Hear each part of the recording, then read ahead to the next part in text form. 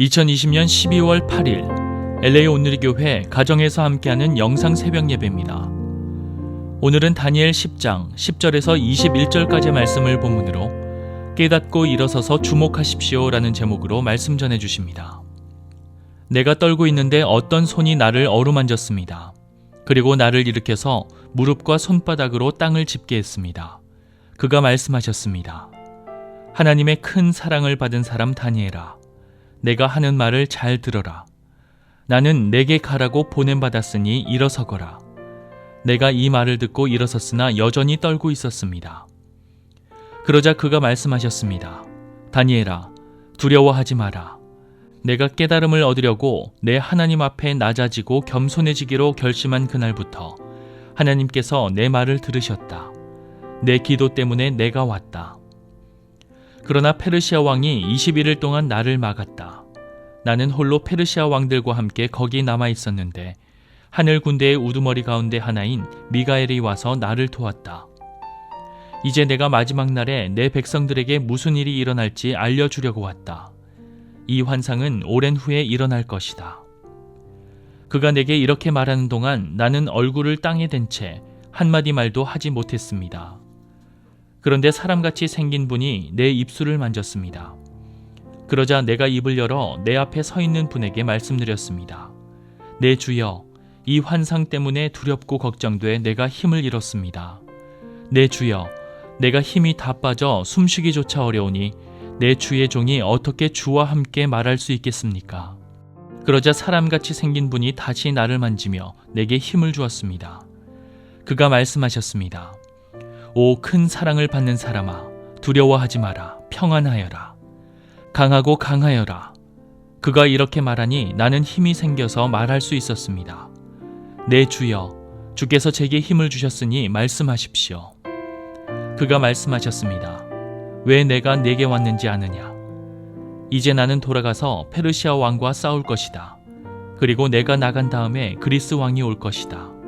내가 진리의 책에 쓴 것을 먼저 내게 말해주겠다. 그들과 싸우는데 나를 도우리가 너희를 이끄는 천사 미가엘 뿐이다. 할렐루야. 오늘도 우리 주님을 바라보고 그분을 예배하며 우리 찬양의 자리로 나아가기 원합니다.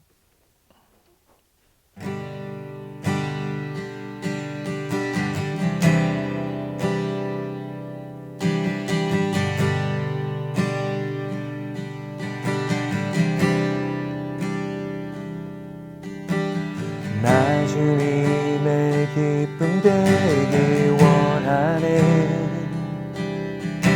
내 마음을 새롭게 하소서. 새 부대가 되게 하여 주사. 주님의 빛 비추게 하소서. 나 주님의 기쁨 되기 원하네. 내 마음을 새롭게 하소서.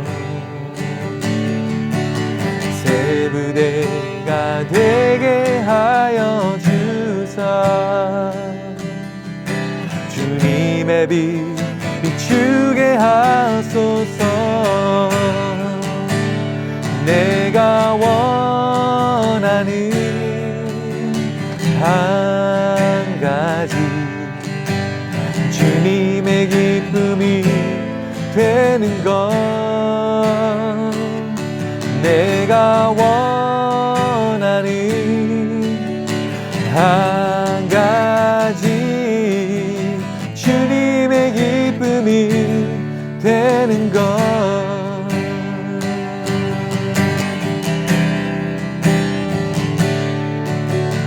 겸손히 내 마음 드립니다. 나의 모든 것 받으소서. 나의 맘 깨끗게 씻어주사. 주의 길로 행하게 하소서. 내가 원하는 원하는 한 가지 주님의 기쁨이 되는 것 내가 원하는 한 가지 주님의 기쁨이 되는 것 주님의 기쁨이 되는 것 주님의 기쁨이 되는 것 아멘. 할렐루야. 12월 8일 화요일 아침입니다. 오늘도 화창한 하루 되시기를 예수님 이름으로 축복합니다. 기독교 신앙의 신비는 기도에 있습니다. 기성이면 감천이란 식의 주술이 아니라 하나님이 자녀가 되시는 우리의 기도를 들으신다는 것이 바로 인격적인 신앙의 특징입니다. 이런 기도에 응답이 있다는 사실을 예수님은 몇 번이나 우리에게 말씀해 주시기도 하셨습니다. 자, 오늘 본문에 보면 하나님이 다니엘의 기도에 응답하시는 장면이 등장합니다. 하나님은 지금도 하나님의 뜻을 찾고 깨달으려는 우리에게 어김없이 찾아오시고 응답하시는 분이십니다. 특별히 기도의 인내를 배우고 기도 성취에 기쁨을 누릴 수 있는 저와 여러분 되시기를 예수님 이름으로 축복합니다. 내가 떨고 있는데 어떤 손이 나를 어루만졌습니다. 그리고 나를 일으켜서 무릎과 손바닥으로 땅을 짚게 했습니다. 그가 말씀하셨습니다. 하나님의 큰 사랑을 받은 사람 다니엘아, 내가 하는 말을 잘 들어라. 나는 내게 가라고 보냄받았으니 일어서거라. 내가 이 말을 듣고 일어섰으나 여전히 떨고 있었습니다. 그러자 그가 말씀하셨습니다. 다니엘아, 두려워하지 마라. 내가 깨달음을 얻으려고 내 하나님 앞에 낮아지고 겸손해지기로 결심한 그날부터 하나님께서 내 말을 들으셨다. 내 기도 때문에 내가 왔다. 큰 전쟁의 이상을 보고 너무나 근심하던 중에 다니엘은 쓰러져 버리고 말았습니다. 그러나 쓰러진 다니엘을 하나님은 그냥 버려두지 않으셨습니다. 떨고 있는 그를 한 손으로 어루만지시며 그가 무릎과 손바닥으로 땅을 짚고 일어서도록 도우셨습니다. 주님은 거반 죽어있던 다니엘을 따스한 손길로 깨우시면서 하나님의 큰 사랑을 받은 사람 다니엘아, 내가 내게 하는 말을 깨닫고 일어서라 라고 명령하셨습니다. 여러분, 우리의 지치고 피곤하여 넘어진 인생을 일으켜 세울 수 있는 것은 오직 하나님의 손길인 줄로 믿습니다.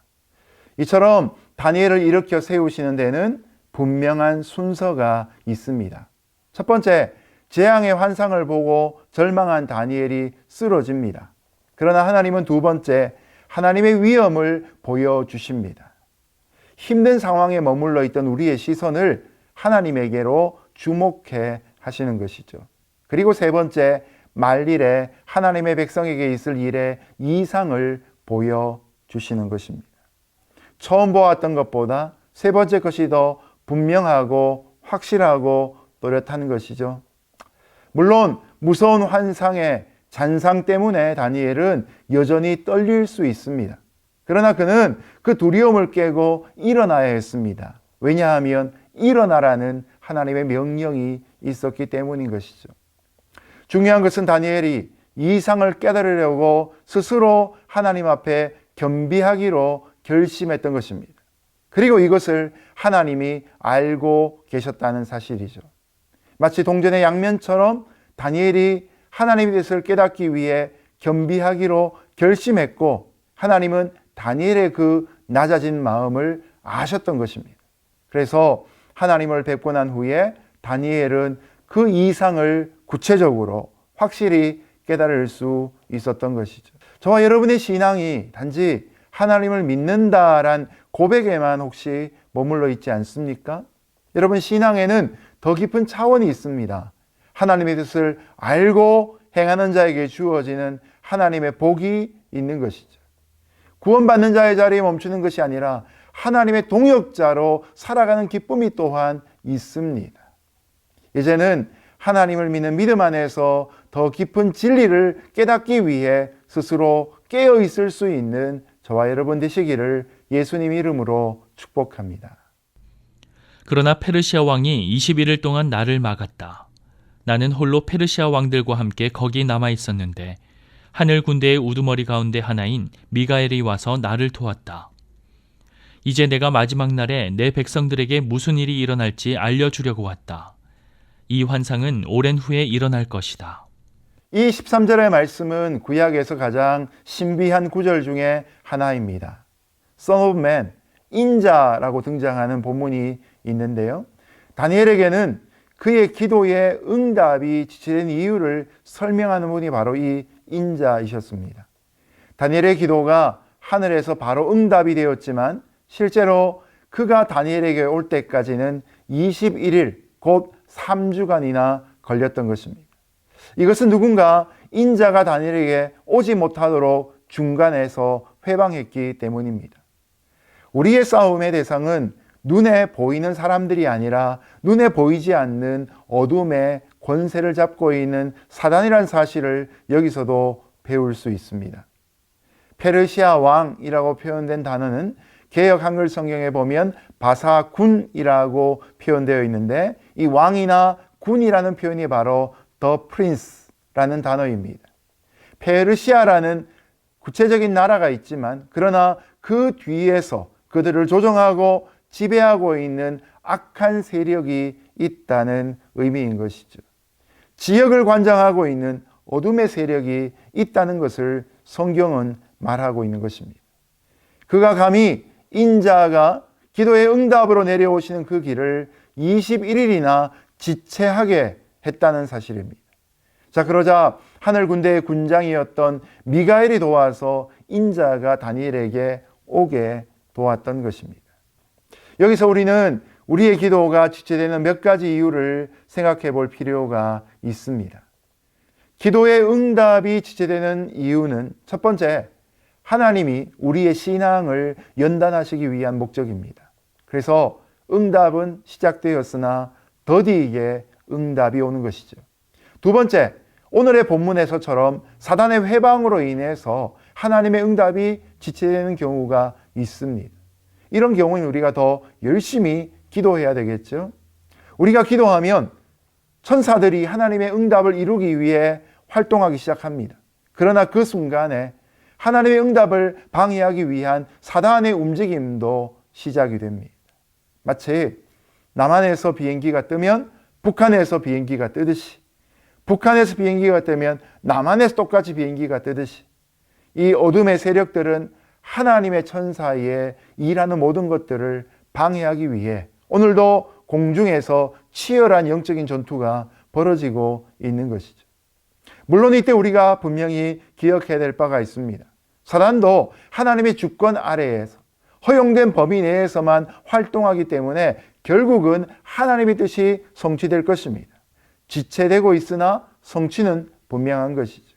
그리고 사단의 세력은 최후 심판 날에 불과 유황불에 던져져서 영원한 심판을 받을 것이다 라는 것입니다. 그러므로 여러분, 기도하는 일이 있다면 기도의 응답이 비록 더디다 할지라도 선한 일에 피곤하지 말고 낙심하지 말고 인내함으로 끝까지 기도할 수 있기를 예수님의 이름으로 축복합니다. 그런 모든 분에게 하나님의 응답의 기쁨이 넘쳐나게 될 것입니다. 그가 내게 이렇게 말하는 동안 나는 얼굴을 땅에 댄 채 한마디 말도 하지 못했습니다. 그런데 사람같이 생긴 분이 내 입술을 만졌습니다. 그러자 내가 입을 열어 내 앞에 서 있는 분에게 말씀드렸습니다. 내 주여, 이 환상 때문에 두렵고 걱정돼 내가 힘을 잃었습니다. 내 주여, 내가 힘이 다 빠져 숨쉬기조차 어려우니 내 주의 종이 어떻게 주와 함께 말할 수 있겠습니까? 그러자 사람같이 생긴 분이 다시 나를 만지며 내게 힘을 주었습니다. 그가 말씀하셨습니다. 오 큰 사랑을 받는 사람아, 두려워하지 마라. 평안하여라. 강하고 강하여라. 그가 이렇게 말하니 나는 힘이 생겨서 말할 수 있었습니다. 내 주여, 주께서 제게 힘을 주셨으니 말씀하십시오. 다니엘이 주님을 대면하고 나니 그 영적인 권위에 압도되어서 자연스레 얼굴을 땅에 파묻게 되었습니다. 그러던 중에 인자께서는 한마디도 할 수 없었던 다니엘의 입술을 만지시니까 비로소 다니엘이 말할 수 있게 되었습니다. 부정한 입술을 가진 인간은 하나님과 교제하거나 대화할 수 없습니다. 그래서 이사야는 제단 숯불로 자기 입술을 찢어달라고 고백하지 않습니까? 그리스도께서 다니엘의 입술을 만지신 것도 마찬가지입니다. 그에게 사죄의 은혜를 베풀어 주신 것입니다. 다니엘이 겨우 입을 열어서 자신이 거룩한 환상을 도저히 감당할 수 없어서 초죽음이 되었다고 고백을 합니다. 그러자 인자께서 그를 만지시고 강건하게 하시고 다니엘이 다시 힘을 내어서 하나님의 뜻을 받들어 계시를 감당할 수 있도록 말씀을 주셨습니다. 19절에 보면 우리에게도 힘이 되는 말씀이 등장합니다. 오, 큰 사랑을 받은 사람아, 두려워하지 마라. 평안하여라. 강하고 강하여라. 여러분, 모든 쓰러져 있고 할 말을 잃어버린 저와 여러분에게도 이 하나님의 음성이 똑똑히 들려질 수 있는 복된 아침 될 수 있기를 예수님 이름으로 축복합니다. 여기서 우리는 인간의 힘으로는 하나님의 은혜를 감당할 수가 없고 주님이 우리에게 영적인 힘을 주실 때만이 주님의 은혜를 감당할 수 있음을 배우게 됩니다. 시작도 하나님의 은혜이고 과정도 하나님의 은혜이고 마지막 결말도 하나님의 은혜입니다. 주님만이 우리에게 참된 위로와 영적인 힘을 주실 수 있습니다. 이것을 마음에 새기고 강건한 저와 여러분 되시기를 예수님 이름으로 축복합니다. 그가 말씀하셨습니다. 왜 내가 내게 왔는지 아느냐? 이제 나는 돌아가서 페르시아 왕과 싸울 것이다. 그리고 내가 나간 다음에 그리스 왕이 올 것이다. 내가 진리의 책에 쓴 것을 먼저 내게 말해주겠다. 그들과 싸우는데 나를 도우리가 너희를 이끄는 천사 미가엘 뿐이다. 이제 다니엘이 강건케 되어서 계시를 받을 준비가 되자 주님이 본격적으로 말씀하십니다. 인자는 지금 페르시아에서 벌어질 악령의 세력들과의 영적인 전투를 위해 돌아가셔야 합니다.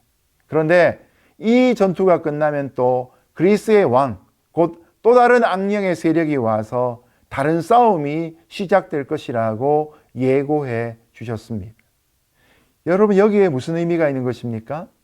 세상에서 하나님의 뜻을 회방하는 세력들은 끊임없이 일어나고 또 일어난다는 것입니다.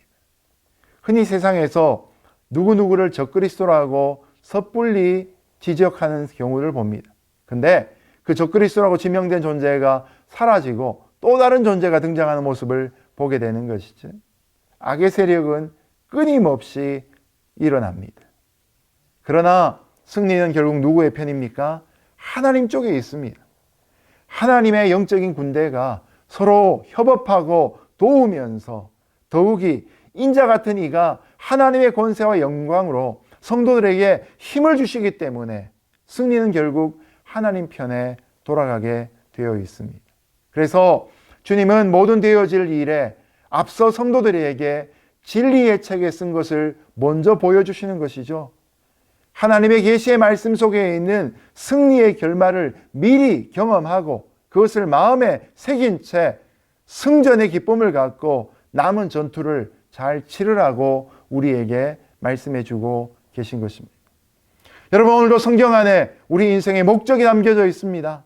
우리 인생의 가치가 담겨져 있습니다. 앞으로 우리가 치러야 될 영적인 전투의 의미들이 담겨져 있습니다. 흑암의 세력과 싸울 때에 아무런 목적 없이 그냥 싸우는 것이 아니라 하나님이 깨닫게 하시는 분명한 목적을 가지고서 승리하는 싸움을 감당할 수 있는 저와 여러분 되시기를 주님의 이름으로 축복합니다.